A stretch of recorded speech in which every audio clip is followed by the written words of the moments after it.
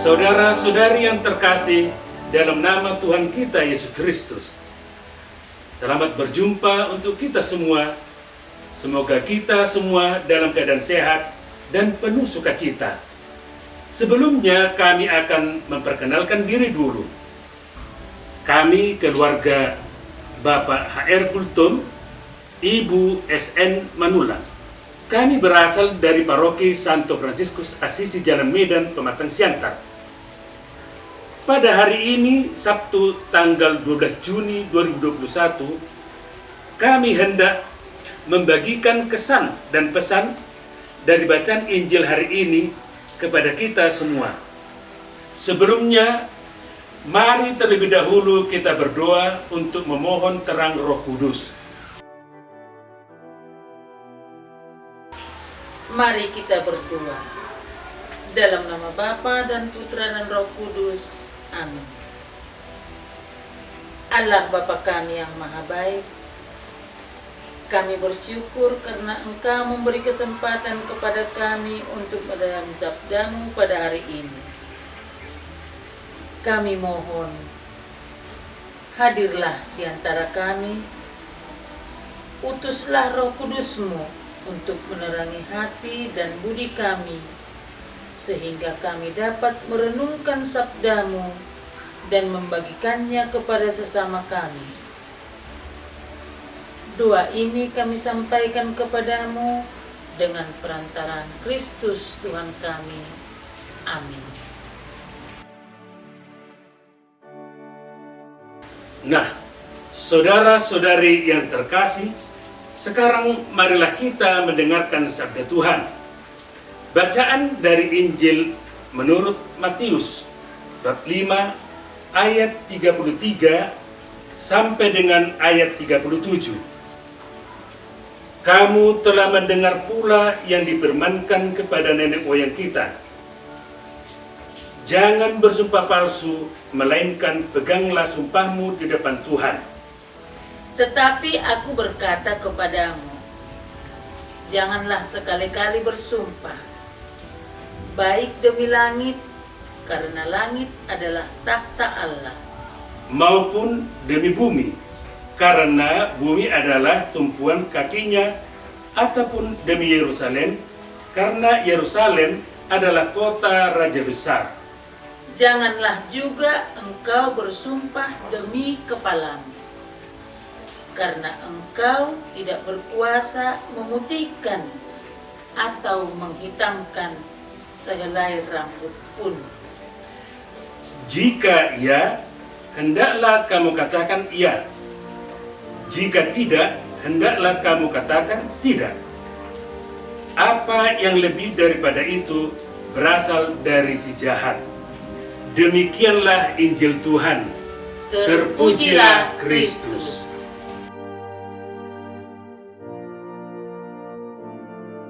Nah, saudara-saudari, sekarang kami akan membagikan ayat-ayat yang berkesan bagi kami masing-masing. Saya akan membagikannya terlebih dahulu, setelah itu istri saya. Ayat yang menarik bagi saya adalah ayat 37. Jika iya, hendaklah kamu katakan iya. Jika tidak, hendaklah kamu katakan tidak. Apa yang lebih daripada itu berasal dari si jahat. Zaman sekarang ini semakin banyak orang yang tidak mampu mengamalkan pernyataan ini. Semakin banyak kebohongan, semakin banyak upaya untuk menutupi kebenaran. Yang benar dikatakan salah, yang salah dikatakan benar. Ini merupakan tindakan kejahatan. Banyak pengalaman demikian saya temukan dalam hidup. Saking banyaknya, saya bingung mau mengisahkan pengalaman yang mana. Saya yakin kita semua juga pernah menyaksikan pengalaman di mana yang benar dikatakan salah dan yang salah malah dikatakan benar. saya sendiri ada kalanya tergoda untuk berbuat hal yang sama. Ayat ini mengingatkan saya akan pentingnya mengatakan kebenaran. Saya harus semakin berani untuk mengatakan kebenaran, dan saya harus mendorong sesama untuk berani mengatakan yang sebenarnya. Demikian sharing dari saya. Ayat yang menarik bagi saya adalah ayat 33. Khususnya kalimat, kamu telah mendengar pula yang difirmankan kepada nenek moyang kita.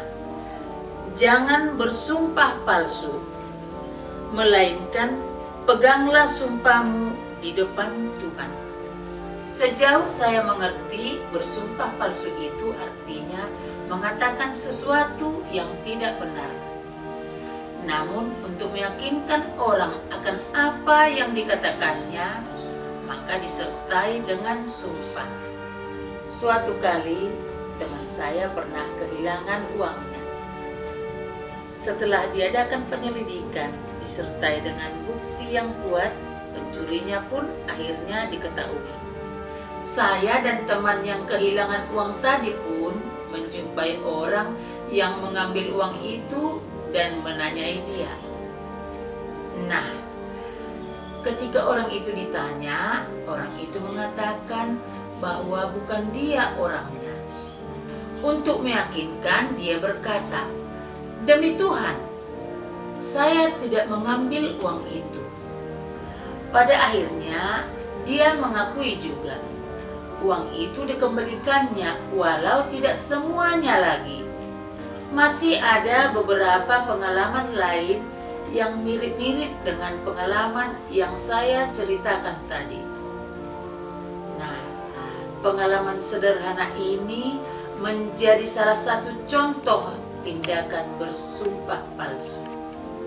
Bersumpah palsu itu menurut saya dosanya berlapis. Karena selain di dalamnya ada kebohongan, juga ada upaya untuk meyakinkan orang pada kebohongan itu. Ayat ini semakin mendorong saya agar jangan bersumpah palsu. Bersumpah palsu itu tidak ada gunanya. Lebih baik mengatakan apa yang sebenarnya, walau itu tidak selalu mudah.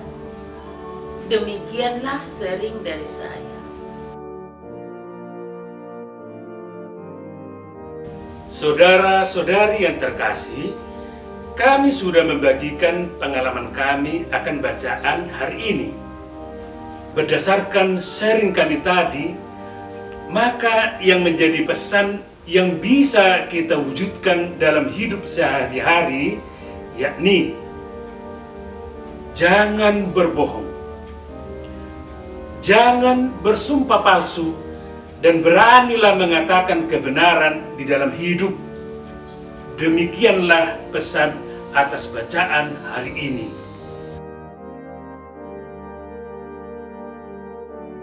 Nah, saudara-saudari terkasih, marilah kita berdoa untuk memohon kekuatan Roh Kudus. Marilah berdoa. Ya Yesus, kami sungguh bersyukur karena Engkau telah memberikan pelajaran yang sangat berharga bagi kami lewat sabdamu hari ini. Engkau mengingatkan kami akan panggilan kami untuk mengatakan kebenaran. Jauhkanlah dari kami sikap berbohong dan bersumpah palsu. Semoga kami mampu mengamalkan sabdamu di dalam hidup kami. Dikaulah Tuhan dan pengantara kami. Amin. Dalam nama Bapa dan Putra dan Roh Kudus. Amin. Demikianlah yang bisa kami bagikan. Mudah-mudahan apa yang telah kami bagikan ini bermanfaat bagi kita sekalian. Salam sejahtera dan sampai jumpa. Pace e bene.